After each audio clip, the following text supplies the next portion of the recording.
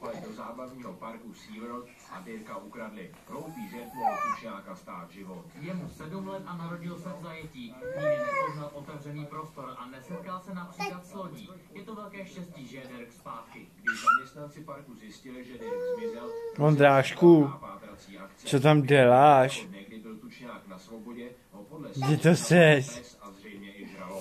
Zahlédlo pár ze Southportu u přístavního mola. Vyrazili a našli ho tam. Dirk patří mezi tučňáky nejmenší, kteří měří asi jen 40 cm. Z nedobrovolného pobytu na svobodě se naštěstí vrátilo bez větších zranění. Byl vystresovaný a rozrušený. Byla to pro něj těžká zkouška.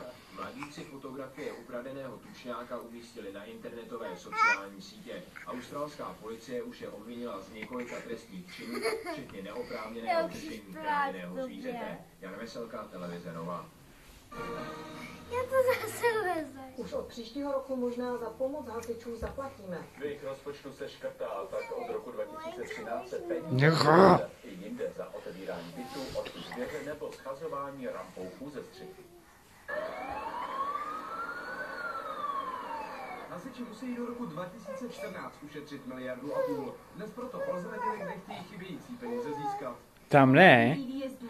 Plánovaná úspora 100 milionů korun ročně. Se platí hasičům pouze za rekreační práce po nehodě. Kdyby kvůli ale vyjížděli od 1. ledna 2013 z poplatněných výjezdů, by bylo pravděpodobně daleko víc. Může to být vyprošťování zvířatů, může to být zásahy na vodových míst. Platilo by se za dovoz vody, odchyt zvěře, skazování rampouchů ze střech nebo otevírání bytů. Zdarma by byly pouze akce, které jde o přímé ohrožení života. Propouštění úředníků. Plánovaná úspora 100 milionů korun ročně. Hasiči plánují propustit 300 Dej tu vrtačku pryč. se neúčastní záchranných. Ondrášku, ne. Ne, musíš se praštit. Je to částka, která odpovídá zvyklostem, které jsou v Evropě. Ministerstvo vnitra nyní pracuje na novém zákonu, podle kterého by na to zboru museli přispívat i pojišťovny. Hasiči totiž například loni zachránili pouze při požárech 8 miliard korun. Ušetřit by Tak šup, hop. na nákupu těžké techniky. Pojď. Tu by totiž mohli částečně hradit z evropských peněz. Neudělal. Získali až 1 miliardu korun. Matěj Rychlý, televize Nova. A my se teď žijeme s ředitelem odboru operačního řízení generálního ředitelství hasičského záchranného sboru, panem Lučkem Prudilem.